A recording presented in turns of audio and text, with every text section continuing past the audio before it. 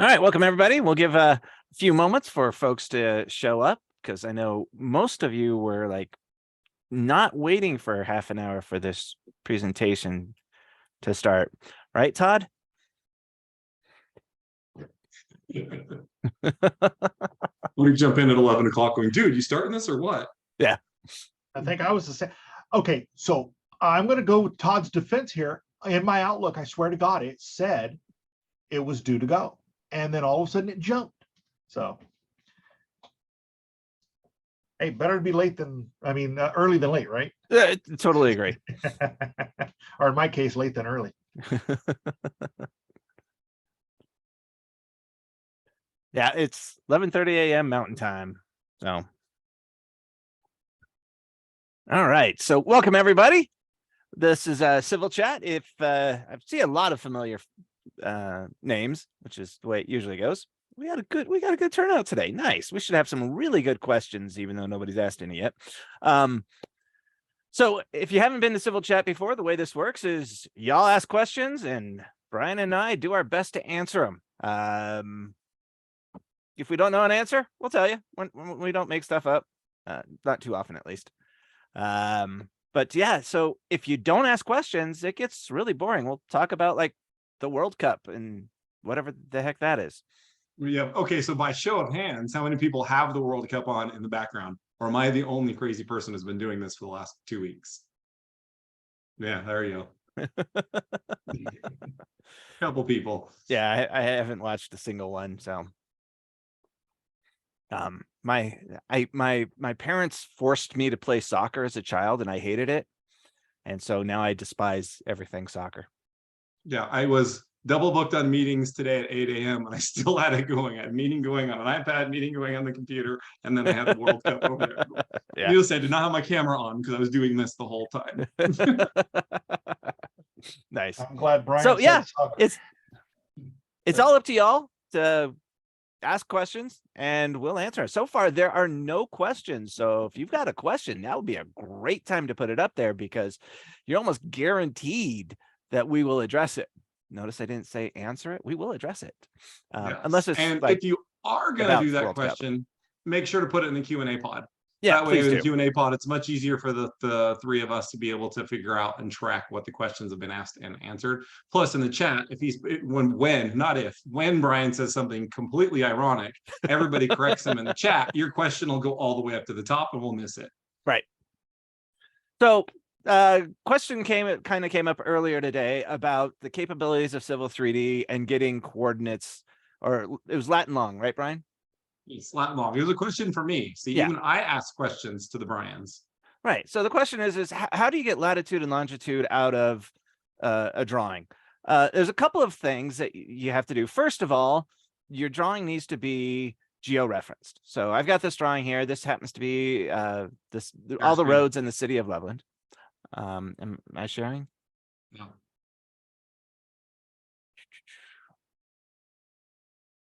All right. There we go. So this drawing happens to have all the roads in the city of Loveland. You have to have a coordinate system assigned to it. So this drawing has a coordinate system assigned to it. There's actually a couple of different ways that you can assign a coordinate system to a drawing in Civil 3D. The first is through your tool space. So if you go to your settings tab, right click on the name of the drawing and choose edit drawing settings.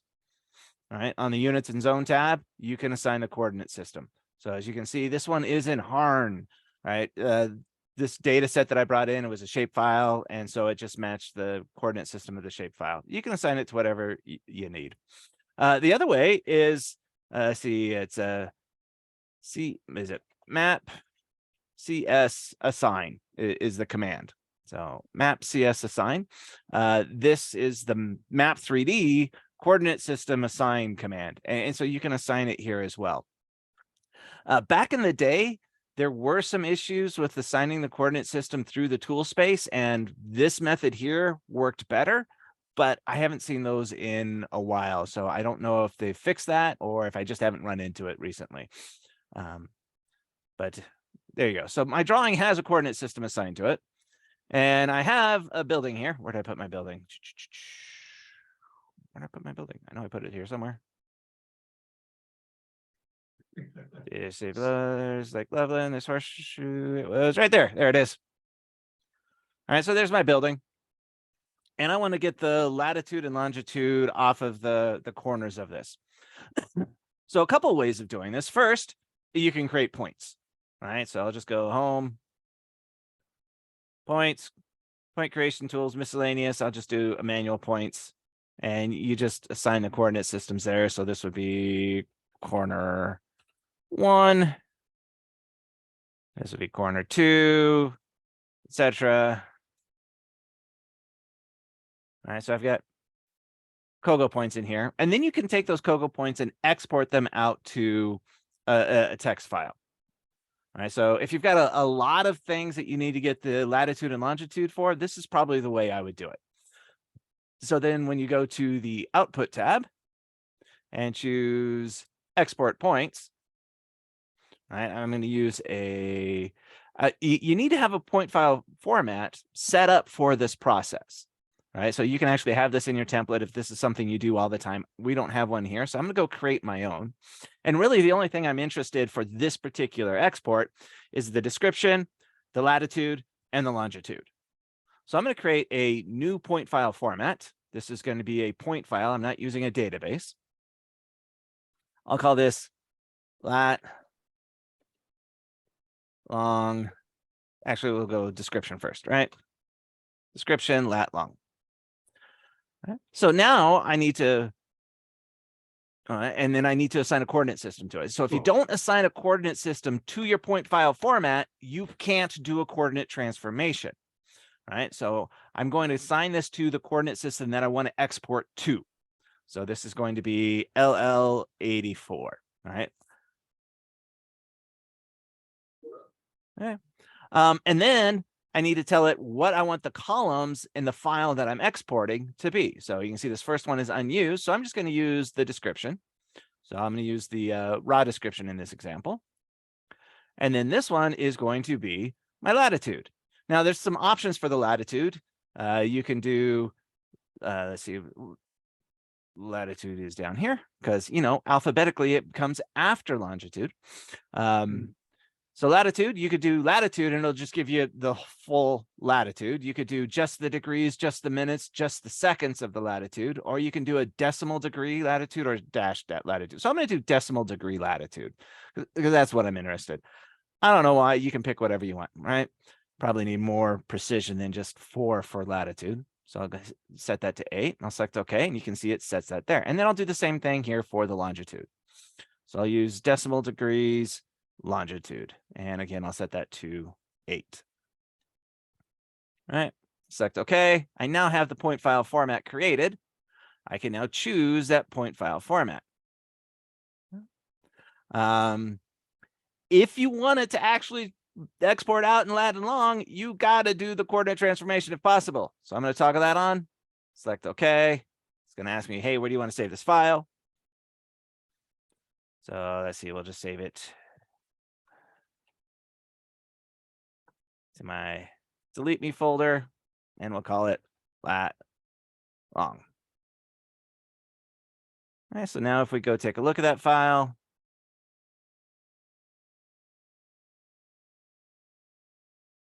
you can see, apparently I only did 1 point. Interesting. Wonder why that happened.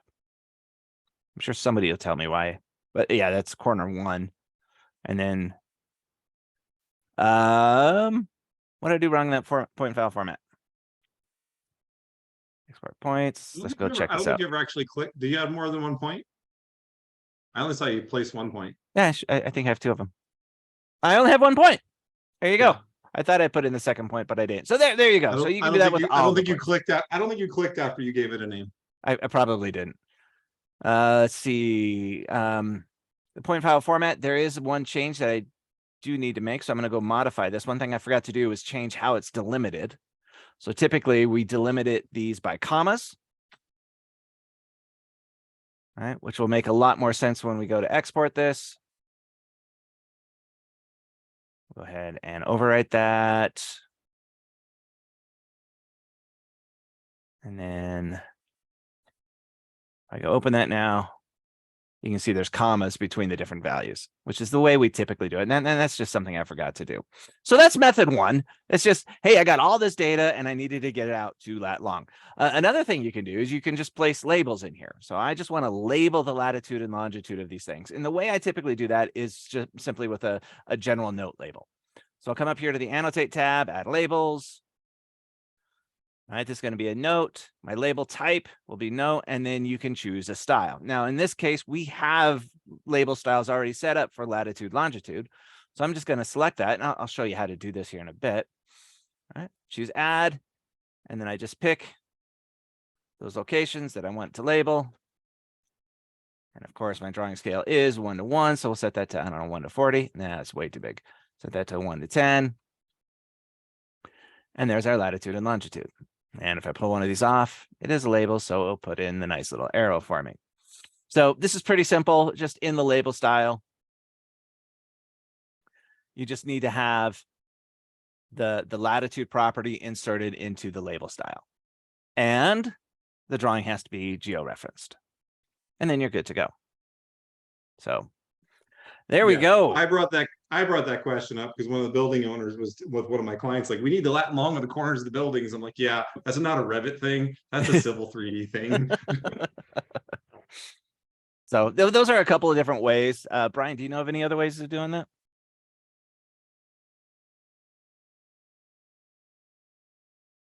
Well, Brian, Todd you're muted. said in the chat that you can use map tracks to see a whole bunch of different coordinate systems at once. Yeah, there's This also, is what I was looking for the other day. Yep. That's what I was looking for. I could not remember where that was. You've also got, I think, the inquiry tool too, that you can use that, but typically that's the method I use right there. Inquiry tool. Does it have it?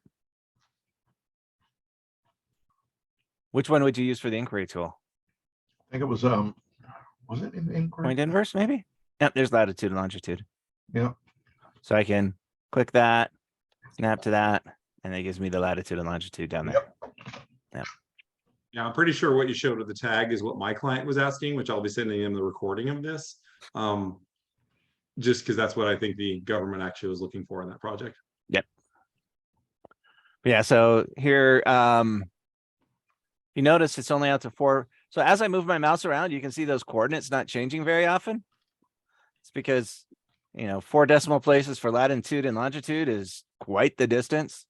So how do we go about changing that? I believe this is going to be, if I remember correctly, in your drawing settings, under ambient settings, and this would be lat long. No, it's not, because that's set to a precision of 4, and this is set to a precision of 6. Interesting. And that's also degrees, minutes, seconds. Yeah, Here's the so, decimals. I'm not sure what controls the units here. Units, maybe?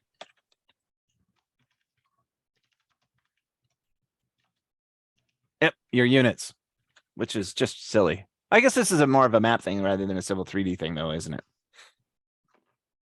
All right. So your units will control precision. So now as I move my mouse around, you're getting more reasonable values. So yeah, there we go. What if you wanted that to not be decimals, but degrees, minutes, and seconds? I'm just saying to be a pain in the ass now. Oh, I know. It was just something I expect from you, Brian. Of course, everybody does.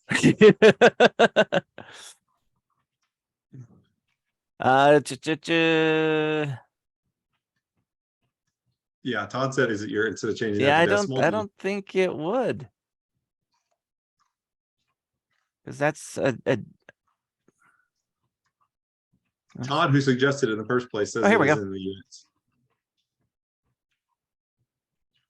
There you go. All right, so there's a little options button up here. You don't see it until you mouse over it, and you can click on the options, and you can format lat long as degrees, minutes, seconds. Beautiful. Yeah. Well, thank you for answering my question. Yeah, absolutely. All right, so we got another one, which this is also one that I always laugh about. Todd asked the questions. registered apps, excessive scales, etc. They spread like viruses through XREFs. How does everyone deal with cleaning up all this BS anomalies? I will show you how we do it. So this is the Visual Lisp Integrated Design Environment, VLIDE. You can just type VLIDE. And let me go open up our ACAD docs.lisp. So that would be get support, common, Lisp, ACAD doc.lisp. And so every single time our users open up a drawing, it will purge the reg apps. Every single time. So none of our drawings ever have reg apps in them, because in our ACAD doc.lisp, we purge the reg apps every single time. The scale list, we haven't had much of an issue with that. So that's not something that I've tried to programmatically deal with. I know that there was an issue with it spreading through XREFs, and there was a fix for it that Autodesk came up with, but I don't remember exactly when that was. Yeah, this one always cracks me up because literally this week I was cleaning up some AutoCAD files that came from somebody, and I was on average removing 147,000 registered applications in these DWGs. Yeah, just is insane to me. It's like the file size would like get cut in half when I did how that many too. did you say it was? 147,000.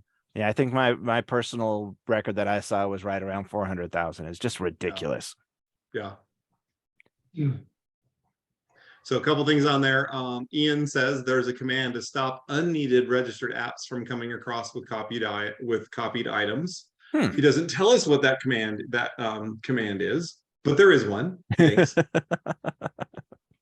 And then Todd says that's correct, but if you get a topo from an outside source and the big dummy just XREFs it into the drawing and never opens it, then again it spreads like a virus. So your doc.lisp routine to purge it out is great if you're opening the file, but if it's in something you XREF in without opening, you're still going to get that stuff. Reg app, XREF app, whatever that is, controls whether the registered application reg app records stored in an XREF being loaded are copied to the host drawing.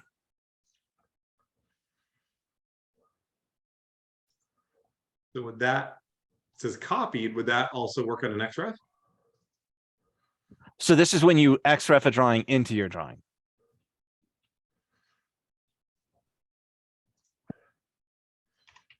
Okay, I'm going to be changing system variable. So this is stored in the registry. So because it's stored in the registry, it's not a per drawing setting.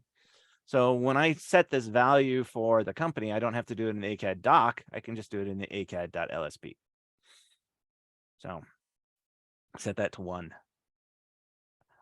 Can anybody think of a reason that this should be set to 0?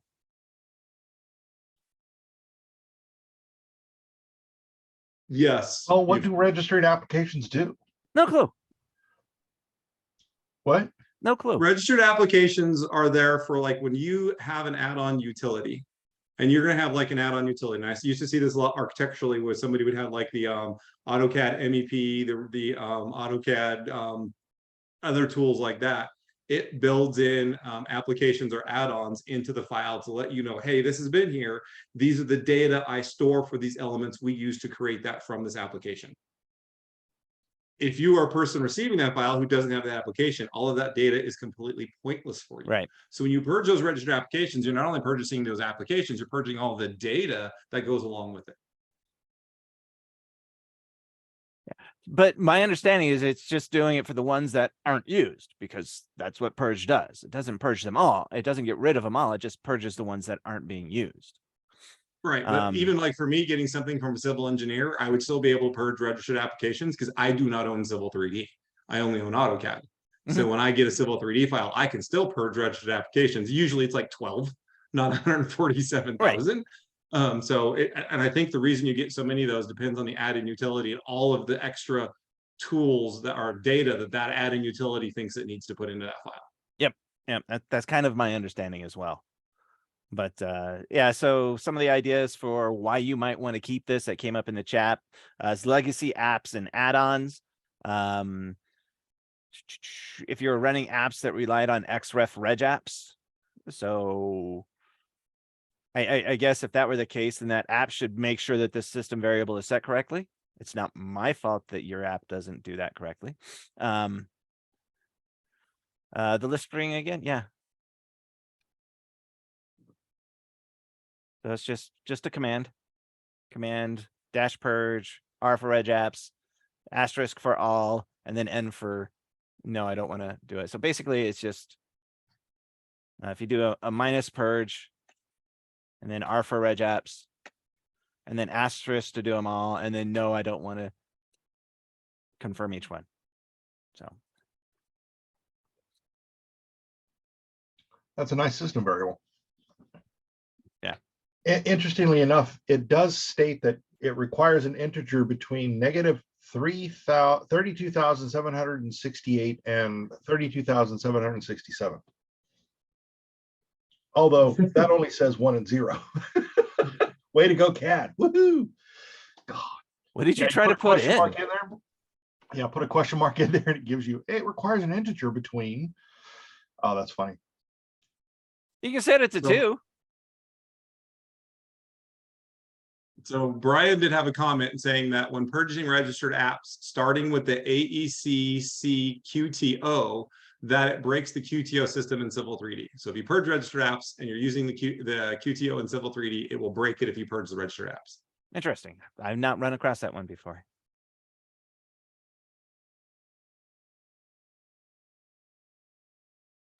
And then John Mayo said his fix for the XREFs are the scales, making sure all the project files share the same exact scale list. Well, that's not helpful, John. So just don't ever XREF anything that doesn't have your same scale list. So there we go. So hopefully that answered your question, Todd, aka Brian. Actually, I don't know if you go by Brian at all. So Todd mentioned that his first name is Brian as well. Just all sorts of Brians around here. Awesome. And John Mayo also said, I wonder if purging registered apps may break vehicle tracking or the river tools. I've never, this is the very first time I've ever heard of anybody saying that it might cause issues.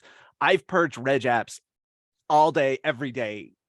Like I said, we have it in our ACAD doc startups, and I've not run into any issues with it. So In the original release of 2020, it would take all of your inverts of your pipes leaving the structure and put them at the rim. purging the reg apps would? Yeah. Wow.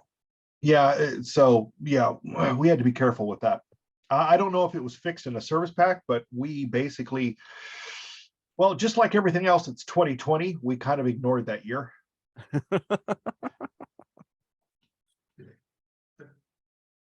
right. says he does it all the time and no issues with vehicle tracking. Yeah. Okay, and no thoughts on the excessive scales from anybody except for just only have the 6 scales you got. That's a good point. So there's a, so I don't know, in our drawings, we have a routine that clears out all the scales and then just brings in the ones that we want for this type of drawing. So that's our drawing setup.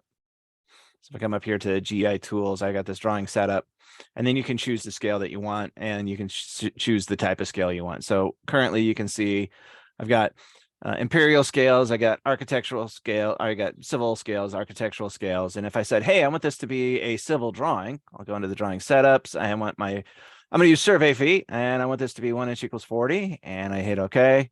It goes through, does this little thing. And then you can see we've got just those scales, and it cleans out all the other scales. So this is what we do for each of our drawings. But if you continue to extract things out of other scales, I'm assuming by the question, those would then come in, so you'd have to run that again.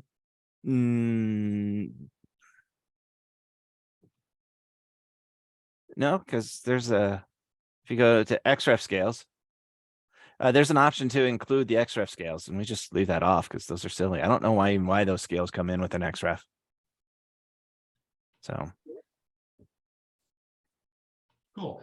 And since you said survey feet, there's a question about survey feet. So can you discuss the difference It's between almost like I survey saw feet? that one. Can you discuss the difference between survey feet and US imperial feet? This becomes an issue when you XREF drawings and the drawings don't line up with the XR. Not all surveys come in US survey feet. What's your experience here? Yeah, so let's talk about the US and the way it decides to calculate what the foot is. So if I go into my drawing settings here, edit drawing settings, and I come over here to units and zone, you can see, so if I set this to, let's get rid of a coordinate system. That's what's going on here. So no data, no coordinate. I get the option for this imperial to metric conversion. And so there's actually two different feet that are used here in the United States. There's the international foot and the US survey foot. The international foot is defined as 1 foot equals 0.3048 meters. The US survey foot is defined as being 39.37 inches per meter. So 1 foot to this many meters versus this many inches per meter. So basically the US survey foot used to be, hey, here's the meter and this is how many inches they are. And they say, oh, no, let's take the foot and make it just a different way of defining a foot. Not a big deal. Unless you're working with really, really ridiculously large numbers. So the difference between them is it works out to be about 1 inch a mile. So if you stretch out a piece of string that's 1 mile long in US survey foot versus 1 mile long in international foot, at the ends, they're going to be about 1 inch off, right? And like I said, not a big deal. If you're building a building, who cares? Doesn't matter. You're going to have that much error just in the steel or the wood or whatever, right? Not a big deal. Nobody cares. However, if you're staking something out in a state plane coordinate system where you've got coordinates on the order of 1.5 million by 3 million, this really comes into play. Right? And the conversion factor between them is 0.999998. Right, so that's the conversion factor between the two. That's the exact conversion factor, 0.99999. So 5 nines and then an 8. Right, so this particular drawing is Colorado. So as you can see, my coordinates are about 1.5 million by 3 million. So if I draw a line from 0, 0 up to about here, that's a really long line. And then if actually, let's just do this. Let me just draw a circle at the end of that line. And then I'm going to scale this about 0, 0. And I'm going to scale it 0.999998. Where'd it go? Right there. Oh, yeah. Okay, there you go. Circle. So you can see it's off. I was thinking I was copying it for some reason. Let's make this a little bit smaller. There we go. All right, so you can see it's off. And how much is it off? I go from the center to the end. You can see it's off by almost 7 feet. All right, so if you're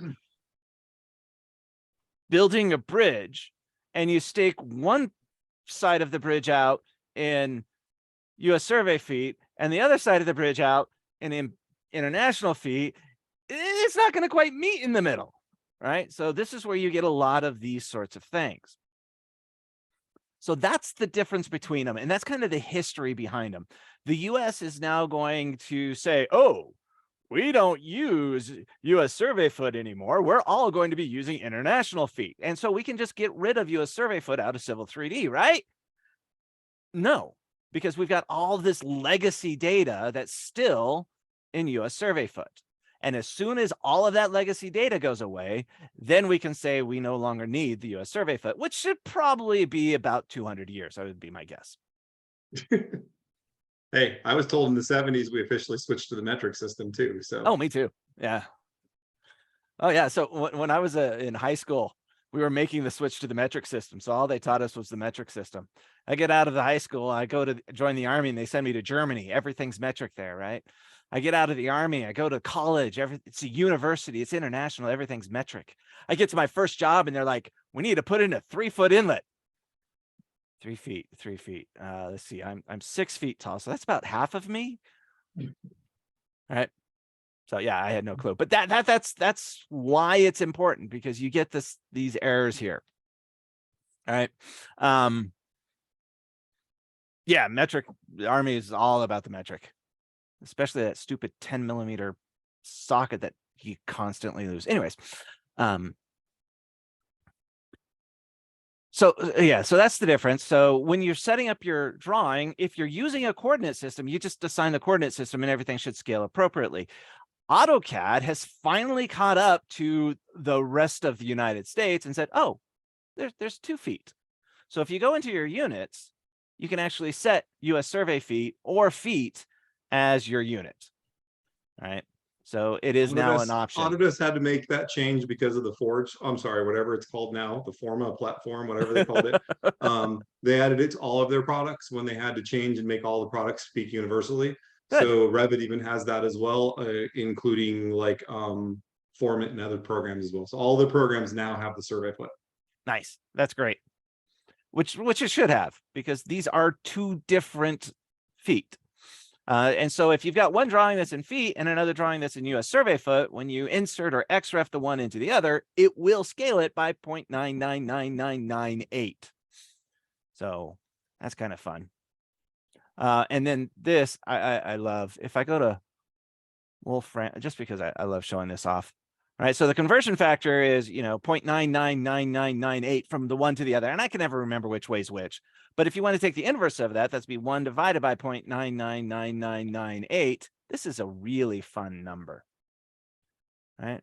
So if you take a look at this number, it's 1.000002, which is what most people would think of as, but it's not, because it continues 0.00004, 0.00008, 16, 32, 64, 128, 256, 512, 1024, 2048. That's the previous number squared. I just think that's really cool.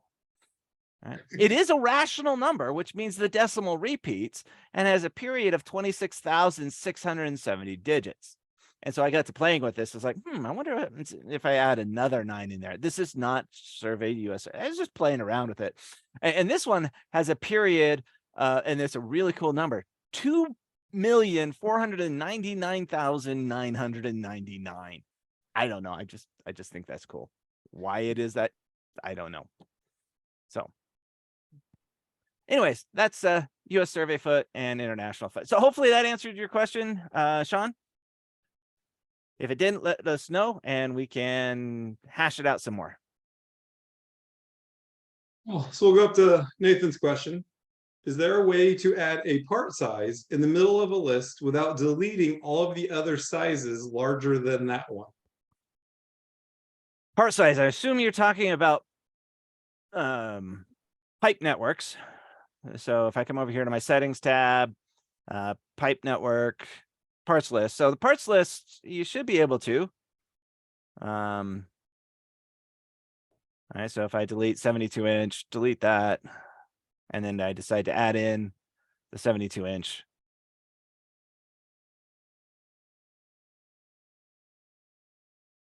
It comes in at the bottom. You want to be able to reorder that. Is that what you're referring to, Nathan? Yes. Yes. There's not a way that I know of. Corey says edit the XML. There's no XML for a parts list. Oh, no, correction. Oh, no, that's not possible without removing them. Yeah. Yeah, in the if you're adding sizes to the catalog, you can edit the XML for the part builder side of things, but for the parts list itself, I'm not sure of a way to do that. Well, that just seems asinine to me. Welcome to Civil 3D. Rename all the ones below it and redefine them. And No, it's then... not just a name. You can rename them, but that's still 120 inch. Yeah, but can't you redefine the property of it? Yeah, I suppose it's the same thing as just deleting them and adding them back in for the most part. Yeah. Well, he asked if there was a way. I found a way. Yes, you don't have to delete them. You can rename and edit every single one. I'm not saying it's faster. I think that would be a lot slower than delete, click, click, click, click, click, and add them and have them rename. But I'm just saying, yes, there is Right, another way. right. Thank you, Captain Obvious, or Captain Literal. But yeah, there's not a way to do that. What the people were talking about the edit the XML, if you go into Part Builder, and I can't believe you're making me do this, people. So if you go add say a new size here. So if I go edit, let's do pipes. We'll do cast iron pipe. So if I come in here and edit my cast iron pipe and I add a new size in here, edit values, make this a little bit bigger. There we go. All right, and oops.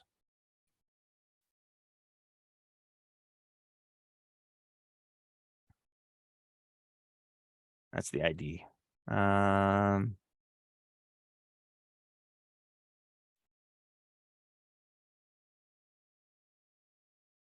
missing something. What am I missing? These values.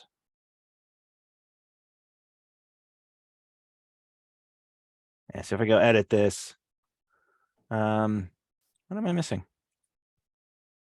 God, I hate Part Builder. Hate it with a passion. It's got to be values. All right, there it is. So if I add a new value in here, all right, you can see they're showing up down here at the bottom. And I want this to be, I don't know, 3.14159. And this one will be, I don't know, 42. Go 42.2. I don't know, I'm making things up here. In order to get these to be ordered correctly, I'd have to go through and delete all of these and add them back in. Alternatively, if you do that, let me go ahead and save that. You can actually go find that XML file and edit the list in that XML file, which I'm not going to do, but that is an option. So if you find yourself needing to do that, go look up on Google how to edit that XML file. Okay. If anybody wants me to do that, let me know. I'll do it. Otherwise, just know that you can do it. There we go. Completely off topic. The number 42 that you came up with, is there a particular reason why you said 42? That's the answer to life, universe, and everything. Dude, that's exactly, as soon as before you even said 42, I was like 42. There's already a 42 in there though. So yeah, I know. It was just, yeah, I can't believe we're thinking the same thing. Scary, dude. But so the funny thing is I said, 42 to my nephew at one point, and I was like, do you know why 42 is such a great number? And he's like, it's Jackie Robinson's number. I'm like, wow, who's that? Yeah. Apparently he's like plays the sports game of some sort. Pretty famous guy, apparently. It's a meaning of life, man. Yeah, right. Exactly. Yeah, you got a lot of people saying that they're really good at copy and paste due to this lack of functionality. Yeah. And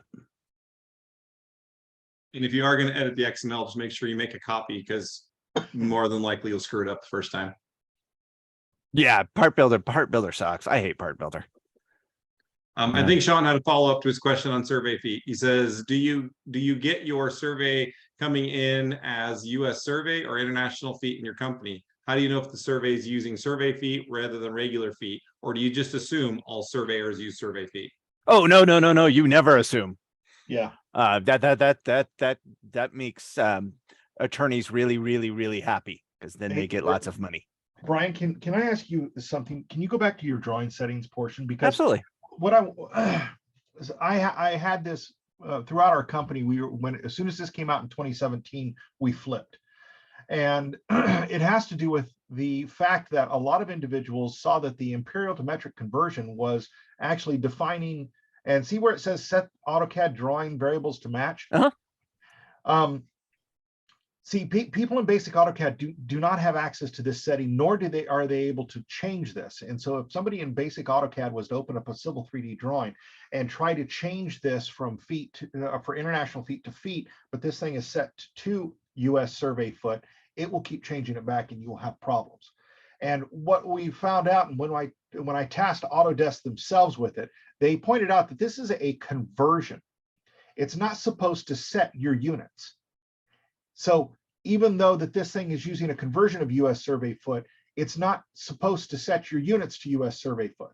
And they were telling us that the units in units of feet versus US survey foot, if you receive something from a surveyor, now, if they put it in US survey foot, then you will probably want to utilize that conversion. But if it's set to feet, then you just keep all of the units the same and they will XREF in properly the same. It's when you make that conscious decision to put it into US survey foot. Has nothing to do with the conversion factor. And that's where this is confused by setting the AutoCAD variable to match. Because as soon as you do that, it will set you up. Interesting. Just something to be aware of is Well, I can see that because back when this was introduced into, when Civil 3D first came around, AutoCAD drawings didn't have US survey feet. correct. And so it is definitely a conversion. But now that it does have US survey feet, it should. Yeah, I was wondering that same thing because in Revit, we now have that too, as well as the other programs. So I'm wondering if that changed. And I think it was Revit 21 to AutoCAD 21 where they came out with that value in all of those programs because they had to for the Forge platform. Yeah. So- My So personal opinion is that if this is my Civil 3D drawing and I set this to US survey foot, then the drawing by God should be US survey foot. And if they change it, it should change back. But that's my opinion. So if it has a coordinate system assigned to it and it's set to US survey foot, then I should not. My opinion is if this has a coordinate system, I should not be able to change this.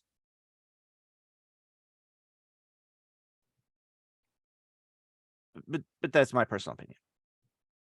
Yeah, point taken. One as a end user who's tried to open up Civil 3D files in AutoCAD, I only want you guys ever to export it to AutoCAD for me because I don't know anything about engineering, civil engineering, so I don't want to have to jack with it. So it should be exported to AutoCAD and let it take care of it for me. Yep, I agree.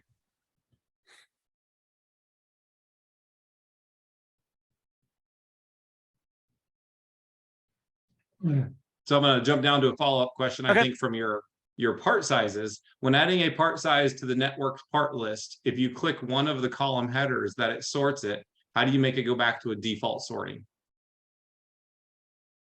Pipe network, parts list, edit. So if I sort based off of the rules or the render material or the pay item, so these are all the same, so it's not changing anything for us. Does it actually sort by it?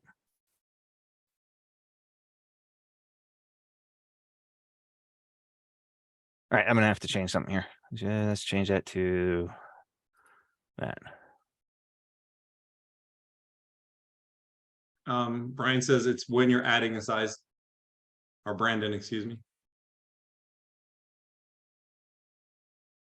I don't know how to sort. Oh, I know what you're talking about. So if I come in here, yeah, this is what you're referring to. How do I go back to the default sorting? You hit cancel. Yeah. Cancel, then do it again, I guess. No, because it sets a value. So if I go to property.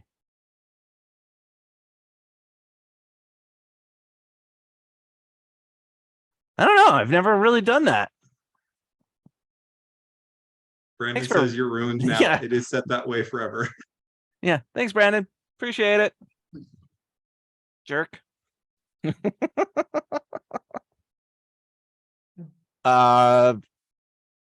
Close the parts list. Cancel.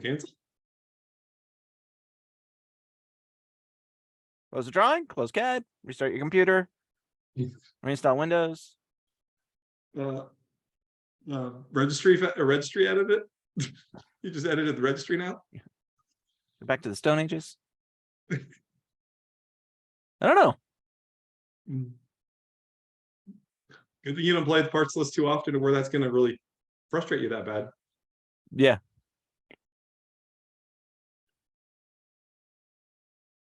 All right. Alt F4. Yeah. Thanks, Brett. Thanks, Adam. Yeah, it's common sense stuff like that that drives people crazy with Civil Yeah, 3D. absolutely. I totally get it. Delete C. What products do you think is the best product to process LiDAR data? So we use, so it depends upon the LiDAR data that you're referring to. So if you're talking about like LiDAR data that you're getting from a drone versus if you're getting LiDAR data from a terrestrial scanner, right? Those are going to be two different things. And it also depends upon what you're trying to get out of the data. So if you're just trying to take, hey, we flew this site, I want to get the points into Civil 3D so I can make a surface, you really don't need anything other than the Autodesk software. You use Recap. All right, Recap will, no matter what you use, you got to use Recap to get it into Autodesk products, right? So I think maybe an LAS, Civil 3D might still be able to use an LAS, right? But in order to use point clouds, you go through Recap, it creates an RCP and RCS file, and then you can bring it into CAD.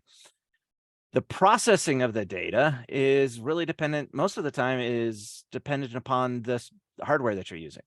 So if you have the, Leica scanner, you're going to be using the Leica software to process it. If you've got the drone deploy, you're going to be using drone deploy to process it. So it depends a lot on that. What is the best? I don't know. I don't do this a whole lot. I don't deal with LiDAR a whole lot. Does anybody have any that they use? Thomas says TopoDot and Drone Deploy, Pix4D, Cyclone, Scene, Recap, Global Mapper. I didn't know that Global Mapper would process point cloud data. Nice. We have that here. Yeah, I think from my experience, at least, building wise, everybody uses the software that comes with their scanners to originally process the data. Then they use something else to assemble that data the way they see fit. Right.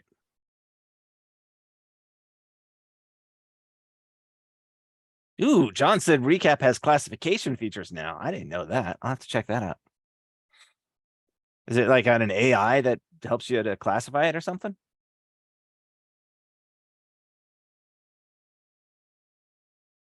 I have to look into that one.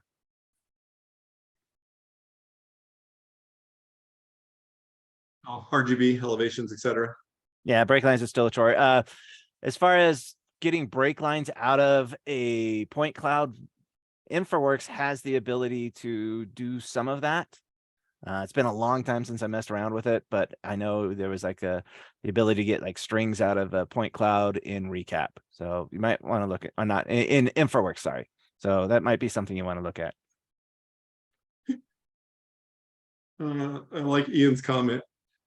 If you need to get a surface process so you don't get MMS files, remember you're grading with an excavator, not a teaspoon. Right. I was, that's one of the things I always like to tell people is like, remember, you're building with bulldozers.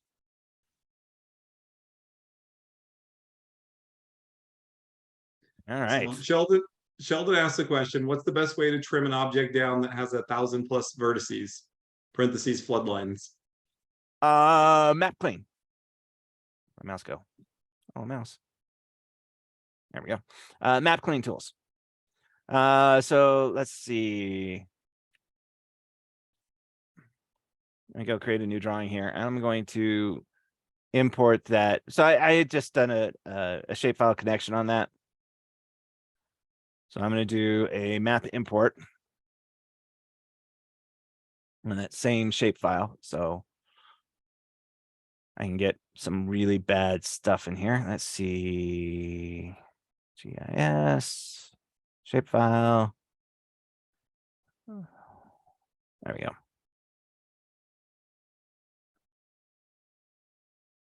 All right, so I got 1.5 gazillion vertices on this thing. I really don't need that many vertices on this, especially, if I were to join this all together. I don't even know if it'll work or not. All right. All right, so let's see, erase. I'm just going to make this a little bit easier. Erase all doesn't work. Okay. All right, there we go. All right, so I just got this line. It's got 1.5 million vertices on it. So it's map clean. It's one of the map clean. It's one of the tools that comes with Map 3D. So I'm going to select the thing I want to clean, and then next. And so the one that will do what you're looking for is to weed polyline. All right, so I'll add that in. And then you've got your weeding factors over here. These are very similar to what you see for, when you're adding data to a surface, the same concept, right? This is your weeding factor. This is your angle. If people aren't familiar with what those represent, I can talk about that in more detail. Just let me know. But this is what you would do. So if I set this, say, to, I don't know, about that far. Apparently that's going to be, so set that really big. To about that far, so 150 feet. We'll go with 150 feet. Supplementing factor, I'm gonna set really big so it doesn't supplement anything. I don't want it to add any more in there. And then if I finish that, you can see there's much fewer vertices in here now. The nice thing about this is if you've got changes in direction that are more than 4 degrees, then it keeps the vertice. So this is the process I would do. Another option, if you just got like a line, if you go to modify, is it maybe it's under, where is it? It's under, no, it's modify feature line. Where is it? There's a weed feature lines option somewhere. Maybe that's under the modified panel. Is it this one? Weed. Yeah, so weed features. So this works on feature lines, but it also works on polylines. The problem with this one is it can take a really ridiculously long time to do. So if you just got like a short one that you got a bunch of vertices, you want to get rid of some of them, go with the weed. But if you've got a whole drawing full of them, so if I undo this, let's test this out. There's a lot of objects in here, right? So if I do the map clean on everything that's in here, right? And there's only what, 14,000 objects here. And we'll do the weed, same values. We'll just go ahead and finish that. You see it's done. Really, really quick. If I were to try to use the weed features on this, yeah, I don't think it would finish. So that's the approach I would take. And there's also lots of other really good settings in the map clean. If you ever have circles and you don't want them to be circles, your map clean can take circles and make them into 2 arcs. It'll join polylines together. I love the map clean. If you're ever taking polylines that you've gotten from somebody and you want to use those as feature lines in a grading situation, run the drawing cleanup on them first. It'll make your life so much better. So Tom said, if you want to do it, you can also use the insert PI and delete PI for polylines. That seems to me like it'd be a massive pain if it was what you showed. Mhm. And then John Mayo asked the question, map trim. Would map trim work for that? It won't clean up the feature lines, but it will. Oh, here, let's just do it. So I'm going to draw a rectangle here. I'm going to do map trim. This is another great command. I love map trim. All right, so I'm going to select my boundary. And then what do I want to do? I want to select all the objects. I'll just select them manually, just do them all. All right, and then I can trim inside the boundary or trim outside the boundary. So in this case, I only want to see what's left inside of it. So I'm going to trim outside the boundary. And the nice thing about this is if you've got objects up here that don't even touch this, the trim command, you pretty much, it has to touch it to be trimmed off, right? It'll get rid of them all. And then what about objects that can't be trimmed? And you're like, objects that can't be trimmed? Yeah, text, blocks, those types of things. What do you want to do with those? So you can just ignore them, or you can use the reference insertion point. So if the insertion point of the block is on the side that will be trimmed, it will get rid of it. If it's not, then it'll keep it. So that's typically what I do as a reference insertion point. I select OK. Sorry, yes. I think there would be trouble with that checkbox, because when I get DWGs from civil engineers, somebody's created that block when it was in a coordinate system. So therefore the 0, 0 point of that block is 200 million miles away. because that's where the insertion, the 0, 0 point is. Would that cause issues with this? Oh yeah, they would be gone. Okay, so I would say use a word of caution on that one, That's a good because I point. know for me in the Revit world, I have to explode pretty much all blocks from majority of the civil engineers we get it from, because they all have the 0, 0 back there, but their insertion point might be at the center of You it. should have those civil engineers go talk with somebody that knows what they're doing. Exactly. Well, I know that, and I haven't touched AutoCAD in 15 years. So. Mhm. Yep. So, and Sid said, thank you. He's never going to use weed. He's going to be using Map Clean from now on. Yeah. Sarah said, have you ever had your properties palette disappear? And if so, how did you get it back? All right, I'm going to touch on what Sid said here just real quick.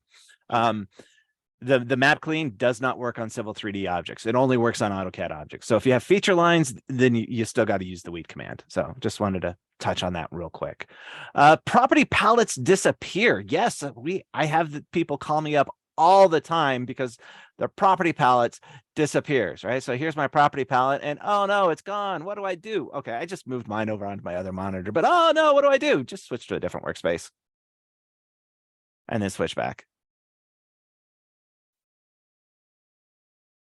And so your location of your palettes is saved in your workspaces. All right, and so you just do that. Now, caveat here, and this is why I always recommend to change the setting. And I worked with somebody that was running AutoCAD for years before I was born. Okay, maybe not quite, but Warren's pretty old. Right. So that under your workspace settings, there is an option down here for when switching workspaces. You can do not save your changes or you can save your changes. This is why I always have do not save changes to workspace set turned on. Right? Because I can just switch to something else, switch back, and I'm back up and I'm running again. Right? When you're customizing your workspace, right? Toggle on automatically save workspace changes, make all of the changes to your workspace, switch to a different workspace, and you've now saved your changes for that workspace. And then come back in here and change that back to do not save. So that's how I like to do it. And that's my personal preference on that. Anybody that disagrees with me is just wrong. And I'm sure Brian's like, oh yeah, you're totally wrong, Brian. So that's the easiest way to do it. If you've toggled on the automatically save option, you might try the hide palettes and then show palettes. So hide palettes will hide all of your palettes. All right, and then show palettes will show them again. That might bring it back. All right, but you can see I've got like my coordinate tracker.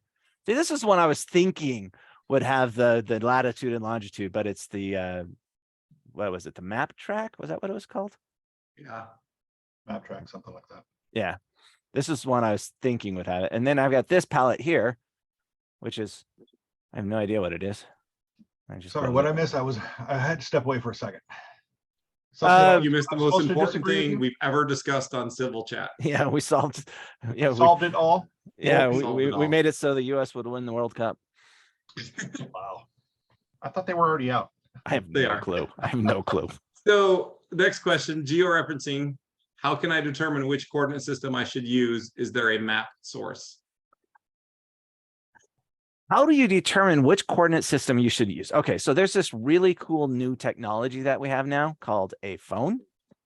What you do is you pick up your phone and you dial the surveyor and you ask them, hey, which coordinate system did you use for this data? Yeah, and I'll echo this individual because South Central Texas, North Central, South Central. Which Central Texas am I supposed to use? It's Right. horrible. Well, and like for me, a lot of particular projects that my clients work on, they have their own coordinate system. Hey, we're Oh. using this airport coordinate system, this college Oh. campus coordinate system, Yeah. whatever it is. So a good guess, if your data is fairly recent, if it's modern data, I would have, my first guess would be that it would be a NAD 83 coordinate system. So if Yep. I go into, I'll just go. as And close if to you're task lucky, your pane. state's only got 2. Right. And if So- you're in the north half, then you got the northern. Right. But yeah, Right. So if I come down here and choose USA, Colorado, right, and then I choose my coordinate system, you'll notice there's the NAD 83 ones here. So we have a US Yeah. foot and meter. We got north, central, and south, Yeah. right? Yeah, Todd California. Todd says you use GIS, as in guessing is safer. Yeah. Yeah. So here's NAD 83. You can see they got what 6 zones. So how do Yeah. you know which zone you're in? All right. Let's talk about. Okay. So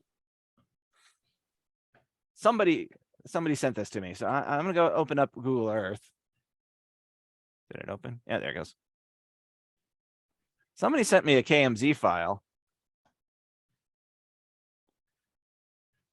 that has all the state plane coordinate systems in it.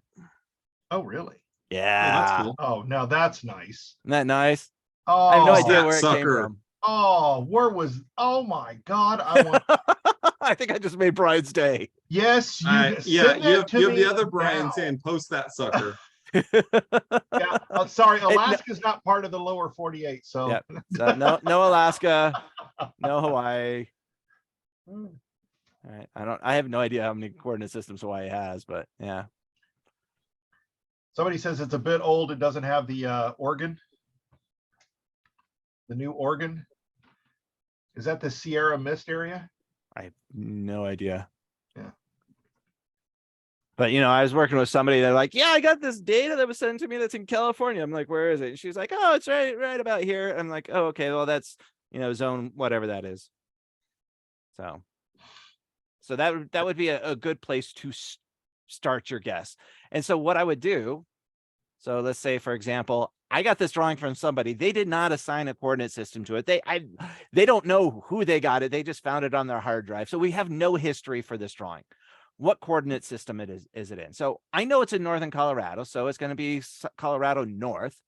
So I would come in here, edit the drawing settings, and I would go, USA, Colorado. Come on. There we go.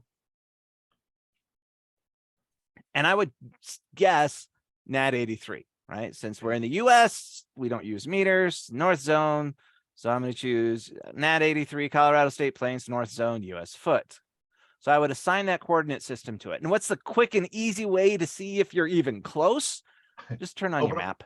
Yep, turn on map roads. Yeah, just go to the geolocation, turn on your map. And after a moment, you'll either see the map or you won't. And so you can see this lines up perfectly. All right, I'm going to use hybrid. I think we'll be able to see the line work a little bit easier this way. Yeah, there we go. All right. But the thing is this data set is not NAD 83. This data set is HARN. So this is not a foolproof thing. That's why I'm saying call your surveyor. Find out what it actually is. HARN and NAD 83 are very close in some places. So if I go back to my drawing settings and I go HARN, North Zone, US foot. Did you see the image? I did a regen. Did you see the image shift? Just a smidge. See if we can do that again. We change that back to CO83, NAD 83, Northern Zone, US foot. I did a regen. I don't know if you guys can see it or not, but it's just a smidge. They're very, very ridiculously close. So Tom says smidge is Just not a enough to survey be- unit. not yet. Just enough to be annoying. Yeah. So it'll get you close if it really falls down to what does GIS stand for? Get it surveyed. Get it surveyed. Get it surveyed. All right. I know a lot of people say geeks in sandals, but it really is get it surveyed. Get it. So what? Guessing is safer and G it's somewhere. Yeah, call it somewhere. Yeah. All right, so last question, even though we are 5 minutes over, so thanks for everybody for sticking around. What are your surveys given to you in ground or grid? I've been working with another consultant who gave me a surface that was in grid, northing easting, but the contour information was done in ground. This is the first time I've run into this. We get our surveys in ground. Get a new consultant. Yeah. So for those of you that don't know, a grid coordinate system is what we're looking at here, right? It's Yeah. NAD83, it's HARN, it's UTM, right? Those are the defined coordinate systems where if I gave you this latitude or this northing and easting, and I said it's in this coordinate system, you'd be able to find it on the planet, right? You'd actually be able to say, oh, it's right here. Ground coordinate system is the surveyor goes out there and says, oh, look, there's a nail in the ground. Let me put my data collector on here and call this 5,000, 5,000. Right? That's a ground coordinate system. So it's based off of just, right? They're different. So let's see, let me turn my map off here. So here's the world. All right. So here's a slice through Colorado. I'm going to use Colorado as an example. Now, this is extremely exaggerated. This is your ground.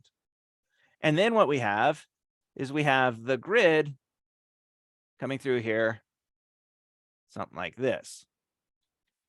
All right. So this is your grid coordinate. Remember, the Earth is not flat, but our grid coordinate systems are flat. And so it's an approximation of this curved surface onto a flat plane. So if I said, hey, I want to know what the distance is, and I'm just going to draw a couple of vertical lines here. I want to know what the distance is from this coordinate to that coordinate, right?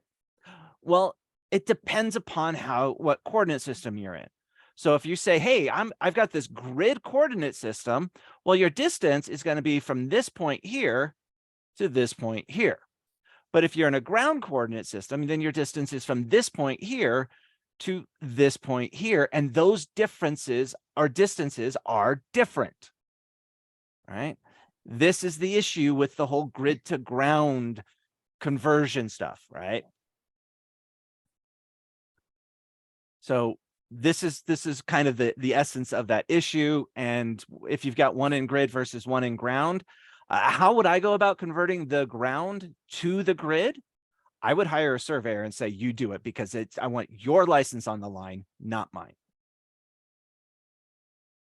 In short. All right. And Tom said, if combined factors are provided and units labeled, conversion is easy. For the surveyor. I'm not taking that liability. Yep. But that's me.